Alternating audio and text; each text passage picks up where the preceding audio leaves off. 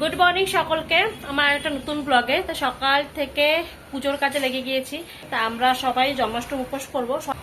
আর দেখতে পাচ্ছ মাথার মধ্যে কিন্তু পুরো চপচপ করে তেল দেওয়া আছে, কারণ কালকে রাত্রেবেলা এতটা মাথা ব্যথা করছিল না যে পুরো তেল দিয়ে একদম ভিজে রেখেছি, কারণ আজকে যেহেতু শ্যাম্পু করবো সেই কারণে। তো চলো ব্লগটা স্টার্ট করা যাক।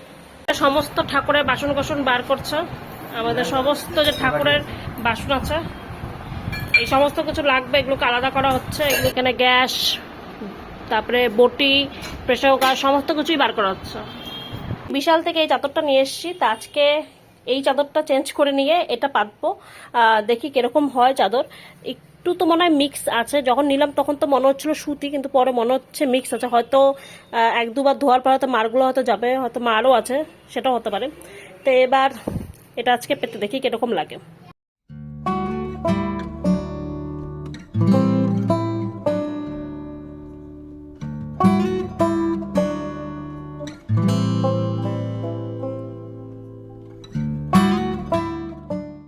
সকালবেলার দিকে রান্নাবান্না এদিকে করে নিয়েছি, কারণ নদু আর তিথি এরা দুজনেই খাবে, তো ওদের রান্নাবান্নাটা করে নিয়েছি। আর আমাদের যে পুজোর যে কাজ সেটা আমি স্নান করে এখন শুরু করেছি। ভিজে চুলটা বেঁধে নিয়েছি, কারণ যেহেতু পুজোর কাজ করবো। তাল আনা হয়েছে, এটা ঠাকুরের জন্য বিশাল বড় সাইজের আনা হয়েছে। আমি বলেছিলাম একটা ছোট থেকে আনতে, আর এনেছে এত বড়।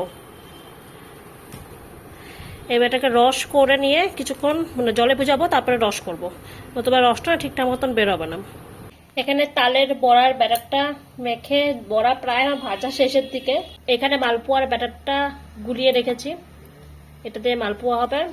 আর এখানে হবে লুচি আর তালের ক্ষীর, যেটা অল্প একটু বানাবো, তাই অল্প একটু তাল রস উঠিয়ে রেখেছি। তাই মোটামুটি এখন শুধু তালের বড়াটা হচ্ছে আর কি। এই যে এখানে তালের বড়াটা হচ্ছে, বাকি বড়া এখানে ভাজা হয়ে গেছে, আর একটু ভাজতেই হয়ে যাবে। তারপরে কিন্তু এই সমস্ত কিছু কিন্তু করব। এই জামাটা নতুন আনা হয়েছে আজকে জন্মাষ্টমী উপলক্ষে, আমাদের বাড়ির যে ঠাকুর তার জন্য। বেবি পিঙ্ক কালারের, এরকম জামা নেই আর কি ঠাকুরের, তো ভাবলাম এটাই নিয়ে যাই। তো এটা কিন্তু আজকে পরিয়ে দেব। ঠাকুরের ভোগ কিন্তু রেডি। এখানে ফল রয়েছে, এখানে রয়েছে লুচি, মালপোয়া, তালের বড়া, 5 রকমের মিষ্টি, এখানে সাবু কলা দিয়েছি, এখানে তালের ক্ষীর দিয়েছি, আর এখানে চকলেট রয়েছে। আর এই যে আমাদের ছোট্ট গোপাল। এবার এটাকে পুজো দিয়ে দিব, ঠাকুরকে নিবেদন করে দেবো, তারপর কিন্তু আজকে মতন পুজো শেষ হবে। ঘরের ঠাকুর পঞ্চদত্ত, নতুন জামা পরিয়ে দিয়েছি ঠাকুরকে, আর জুঁই ফুলের মালাও পরিয়ে দিয়েছি। আর ঠাকুরকেও এখানে প্রসাদ দিয়ে দিয়েছি, যা যা গোপালের জন্য বানিয়েছি পঞ্চদত্তের জন্য তাইতে নিবেদন করে দিয়েছি। আর এখানে আমাদের গোপাল সোনা।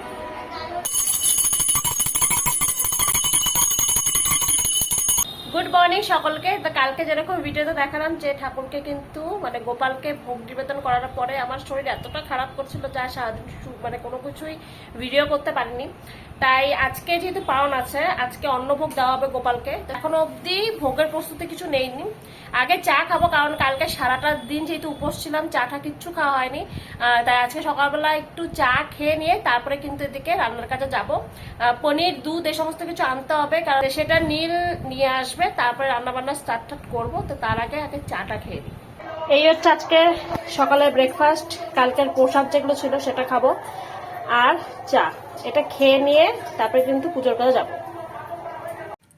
যেহেতু জায়গাটা ছিল অনেকটাই ছোট, মানে আমার ফ্ল্যাটের জায়গাটা ছোট, তাই হল ঘরের মধ্যে এই সমস্ত ব্যবস্থা করতে হয়েছে। রনি এখানে 3 রকমের ভাজাটা ভেজে আমাকে হেল্প করছে, আমি দেখছিলাম ও ঠিকঠাক মতো ভাজছে কিনা। আর এদিকে আমি সবজিগুলো কেটে কুটে নিচ্ছিলাম যাতে তাড়াতাড়ি হয়। আর কি হয়েছে যে জায়গা কম থাকার দরুন আমাদেরকে একদম মানে হচ্ছে ছোট্ট জায়গাটার মধ্যে সমস্ত প্রিপারেশনটাই করতে হচ্ছে। বাড়ির ব্যাপারটা একদমই আলাদা থাকে, কারণ বাড়িতে আমাদের ভোগ ঘর আলাদা আছে, ঠাকুর ঘর আলাদা, ভোগ ঘর মানে রান্নার ঘর আলাদা ঠাকুরের। তো সেই কারণে সুবিধা ওখানে, কিন্তু ফ্ল্যাটে তো সেরকম সুবিধা থাকে না, সেই কারণে ছোট্ট জায়গার মধ্যেই করতে হয়। তাই রান্না করে নিয়ে আমি একটা সাইড মুছে নিয়ে সমস্ত রান্নাগুলোকে ঢেকে রাখছিলাম যাতে কোনো রকমভাবেই কোনো ধুলোবলি না পড়ে যায়। আর রসা এখানে হচ্ছিল, আর কচু শাকটাও বানিয়ে নিয়েছিলাম। এই যে আমাদের রান্না সমস্ত ঢাকা আছে, মোটামুটি সব রান্না টাইমের মধ্যেই হয়ে গিয়েছিল।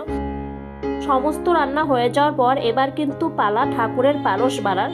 তো প্রথমেই আমি অন্নটাকে বেড়ে নিচ্ছি। আমি চেষ্টা করেছি যতটা সম্ভব সুন্দর করে বাড়ার আর কি, কিন্তু আমি এতটুকুই বাড়তে পেরেছি। আমাদের বাড়িতে আরও খুব সুন্দর করে ঠাকুরের পারসটা বাড়া হয় আর কি।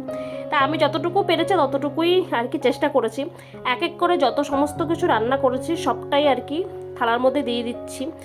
আর গেল বছর কিন্তু আমি জন্মাষ্টমীর উপোসটা করতে পারিনি, কিন্তু এই বছরে খুব সুন্দরভাবে জন্মাষ্টমীর উপোসটা আর কি ঠিকঠাক মতনই হয়েছে।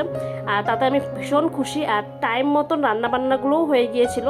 পনিরগুলো না আমি উপর দিক দিয়ে দিয়ে দিচ্ছিলাম, কারণ জায়গা যেহেতু হচ্ছিল না, তাই ভাবলাম একদম অন্যের উপরেই পনিরটা দিয়ে দিই। আর এখানে যা যা কিছু রান্না করছি সব দিয়ে দিলাম। আর এই হচ্ছে ঠাকুরের পারস, যেটা সম্পূর্ণ বাড়ার পর এরকম দেখতে লাগছিল। আমাদের জন্মাষ্টমীর কিন্তু ভোগ বাড়া হয়ে গেছে। তো এখানে রয়েছে অন্ন, 3 রকম ভাজা, পটল ভাজা, ভেন্ডি ভাজা, আলু ভাজা, কচু শাক, এখানে রয়েছে বাঁধাকপির ঘন্ট, এদিকে ডাল, এখানে আলু আর পনির দিয়ে রসা, পায়েস, চাটনি। এটা জায়গার অভাব, সেজন্য একটা থালাতেই সমস্ত কিছু কিন্তু বাড়তে হলো।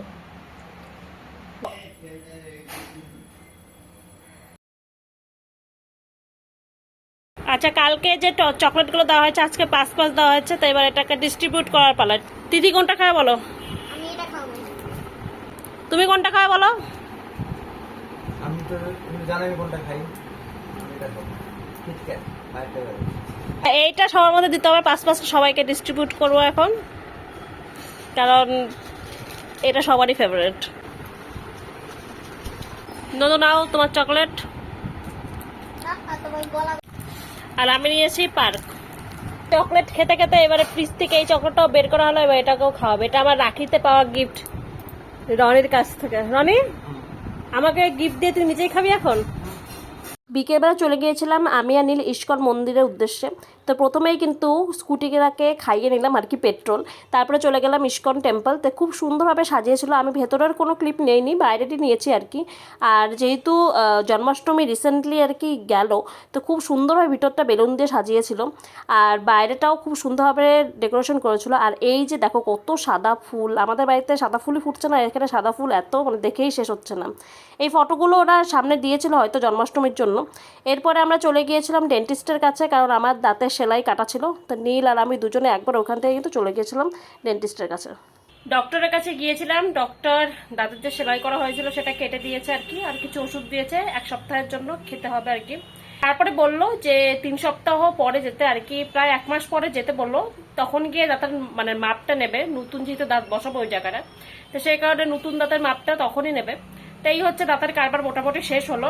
আর বাইরের থেকে আমরা ইসকন থেকে এসে একবারে আমরা ঢুকে গিয়েছিলাম ডক্টরের কাছে, কারণ অ্যাপয়েন্টমেন্ট নেওয়া ছিল ডক্টরের কাছে। ডক্টর আবার 8:30টার পরে থাকবেও না, সেই কারণে। তো ব্লগটা আজকে এখানেই শেষ করব। তোমাদের যদি এই ব্লগটা ভালো লেগে থাকে তাহলে চ্যানেলটা অবশ্যই একটা সাবস্ক্রাইব করে দাও, অনুরোধ রইলো একটা লাইক করে দিও। দেখা হচ্ছে পরের ব্লগে, ততক্ষণের জন্য সবাই সুস্থ থাকো, ভালো থাকো, বাই বাই।